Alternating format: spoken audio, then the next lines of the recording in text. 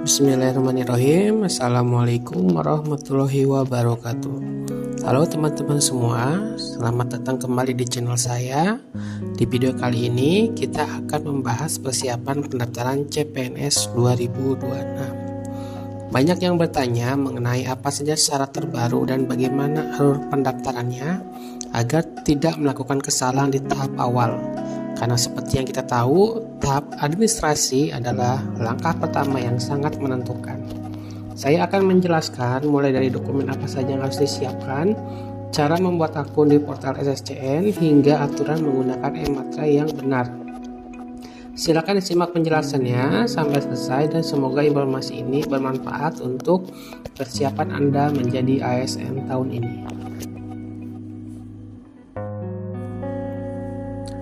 Sebelum kita masuk ke detailnya, berikut adalah poin-poin utama yang akan kita bahas dalam video ini. Pertama, kita akan melihat update terbaru mengenai jadwal dan rencana formasi tahun 2026 ini. Kemudian, saya akan merinci syarat administrasi umum bagi lulusan SMA hingga S1. Kita juga akan membahas 7 dokumen paling yang harus Anda scan, tutorial cara membuat akun di portal SCN, dan terakhir tips agar berkas Anda lolos verifikasi sistem. Dengan memahami urutan ini, saya harap Anda mempersiapkan semuanya dengan lebih terstruktur.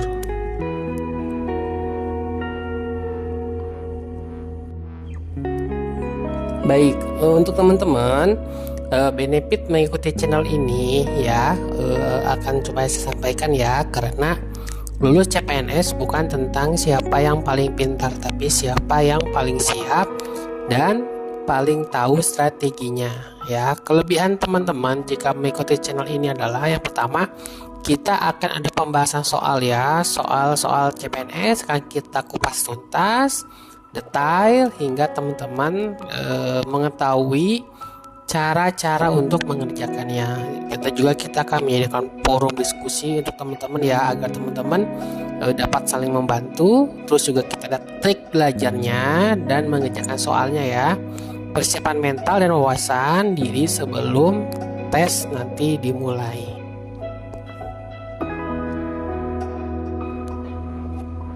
Nah, untuk update jadwal dan informasi CPNS 2026 ini, karena kita juga masih menunggu surat edaran yang resmi ya tentang pembukaan formasi. Tapi untuk sekarang yang dapat saya sampaikan adalah usulan formasi baik dari instansi pusat dan daerah input ke data SSN ini diperkirakan selesai April 2026. Sedangkan untuk validasi Menpan RB-nya ya, yang fokusnya itu tenaga IKN, talenta digital dan nakes ya, itu dimulai Mei 2026.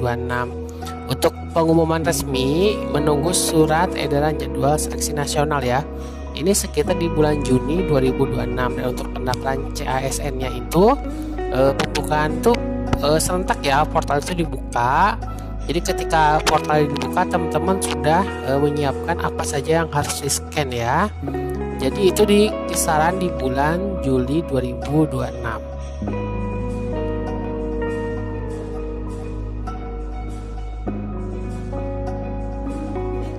Lalu 7 dokumen administrasi apa aja sih yang wajib ya, yang kalian harus sediakan scan-nya ya. Yang pertama adalah fotokopi asli ya. Ini wajib berwarna jelas dan bukan fotokopi ya. Jelas ini juga termasuk ke dalam KTP-nya tidak pudar. Lalu data-datanya itu, tulisan itu terbaca jelas, dan wajahnya, fotonya itu juga terlihat jelas ya, baik di depan ataupun di belakang KTP-nya ya kalau tidak salah. Lalu yang kedua adalah kartu keluarga ya. Ini biasanya itu untuk memasukkan data-data ya yang ada di kartu keluarga ke dalam formulir SSCN-nya ya. Yang ketiga adalah ijazah asli ya teman-teman ya. Ini ijazah asli wajib ya, apalagi bagi teman guru. Biasanya juga akan diminta untuk sertifikat pendidik ya. Dan juga yang keempat adalah ada transkrip nilai asli ya teman-teman, harus di scan ya, harus jelas scan-nya dan harus terbaca nilai-nilainya ya teman-teman ya. untuk menghindari TMS ya. Lalu selanjutnya ada paspor terbaru ya teman-teman ya. Usahakan teman-teman foto dengan sesuai dengan syarat yang berlaku ya teman-teman. Dan dipoto minimal 6 bulan terakhir ya. Jadi foto terbaru, bukan foto ketika teman-teman masa kuliah atau masa sekolah ya. Itu biasanya nanti akan sulit tervalidasi ya teman-teman. Saya tidak bilang tidak akan tervalidasi ya, tapi mungkin lebih baik itu teman-teman menggunakan pas foto ya. Suap foto selfie ya teman-teman, ini langsung di akun SSCN nya ya, biasanya teman-teman akan menggunakan suap foto. Nah di sini teman-teman usahakan menggunakan laptop atau handphone juga bisa teman-teman ya, atau tablet juga yang kandungannya jelas teman-teman ya. Nah yang lalu yang ketujuh adalah membuat surat lamaran teman-teman. Mohon sekali dibaca syaratnya karena tiap instansi itu beda-beda, tidak semuanya diperkenalkan. Ada yang harus tulis tangan, ada yang harus ketik, ada yang ditujukan kepada siapa, ada yang juga sudah tersedia formatnya, teman-teman hanya tinggal mengisi saja ya. Dan di sini juga biasanya akan ada e-materai teman-teman ya. Nah nanti akan saya jelaskan cara.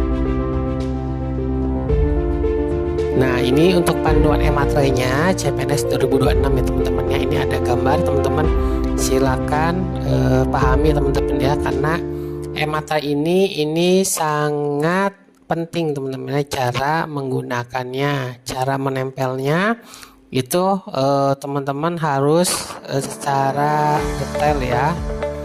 Nah di sini yang pasti itu e-materai dan tanda tangan itu dipisah ya, tidak seperti materi fisik yang tanda tangan itu di atas materainya. Tapi untuk e-materai ini dipisah teman-teman ya. Jangan sampai materai ini menutupi tulisan yang ada di surat lamaran ataupun ada tulisan yang menutup materainya teman-teman ya.